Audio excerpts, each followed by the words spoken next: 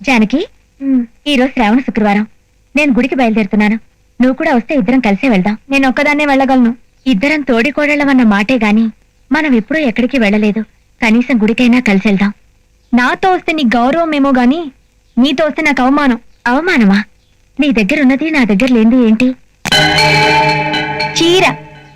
నేను కట్టుకున్నది 10,000 రూపాయల విలువగల చీర. నీది ఒక చీరేనా? వెళ్ళ.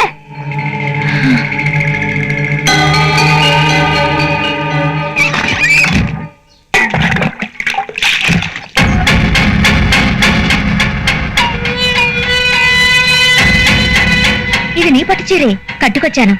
ఇప్పుడు నాతో వస్తావా?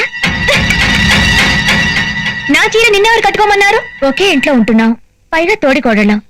ఒకరి చీర ఒకరు మార్చుకుంటే తప్పేంటి? ఇంకా నయం, నీ భర్త నేను, నా భర్త నువ్వు మార్చుకుందాం అనలేదు. అది కుదరదుగా. ఇంకే చీరిపై ఏంటి అలా చూస్తున్నావు? చీరిపో.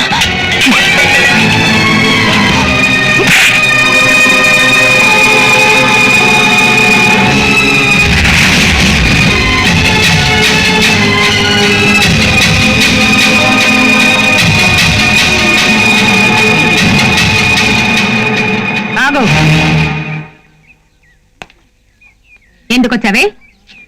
ఇంటికి వచ్చిన కూతుర్ని రామ్మ అని పిలవకుండా బయట నిలబెట్టి ఎందుకు వచ్చావని అడుగుతావేంటి? నువ్వు నీ భర్తతో వచ్చుంటే ఆనందంగా లోపలికి పిలిచి అన్ని మర్యాదలు చేసేదాన్ని. కానీ నువ్వు చేతులు సూట్కేస్తా వచ్చావు అంటే అక్కడ జరగకూడదేదో జరిగిందని నాకు అర్థమైంది. అర్థమైందిగా. ఇక నేను ఆ ఇంట్లో కాపురం చేయలేను. అరే, చెప్తుంటే మాట్లాడకుండా వెళ్ళిపోతావేంటి? ఏం మాట్లాడమంటావే? ఆ ఇంట్లోనే నువ్వు కాపురం చేయలేకపోతే ఇంకెక్కడ చేయలేవు. చెయ్యను, చేసే ఆలోచన నాకు లేదు. ఇక నుంచి ఇక్కడే ఉండాలని నిర్ణయించుకున్నాను. మెళ్ళో తాళి పడే వరకే ఇది నీ ఇల్లు. పెళ్ళయ్యాక అత్తవారిల్లే నీ ఇల్లు. వెళ్ళో. నేను అక్కడికి వెళ్ళను. ఇక్కడ ఉండడానికి నేను ఒప్పుకోను. మరి ఎక్కడికి వెళ్ళమంటావు? చచ్చిపోవే.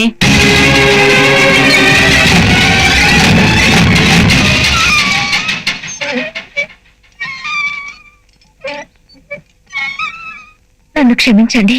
క్షమాపణ అడగడానికి నువ్వేం చేసావు వదినా? తప్పు చేసింది అది. కోపం వచ్చి లాగి ఒకటి ఇచ్చాను. ఆ మాత్రానికి సూట్ కేసు పట్టుకుని పుట్టింటికి వెళ్ళిపోవాలా? రేయ్, భార్యను కొట్టడం గొప్ప అనుకుంటున్నావా? అయినా అది ఆడాల విషయం. మధ్యలో నువ్వు చేసుకోవడం దేనికి? పొరపాటున ఎవరికైనా చేయి తగిలితేనే సారీ చెప్తాం. అలాంటిది భార్యను ఎలా కొట్టగలిగావరా? ఇప్పుడు నన్ను ఏం చేయమంటారో చెప్పండి అన్నయ్య. వెళ్ళి నీ భార్యను తీసురా. నేనా?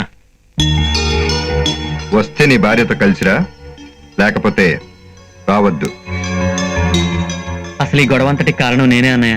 ఎవరో కారణం కాదు, అంతా దాని తలపొగరు. రాజేశ్వరి, బయలుదేరాడా? బయలుదేరుతున్నాడండి. రామరాజు, బయలుదేరు. ఏంటి వదినా నువ్వు కూడా?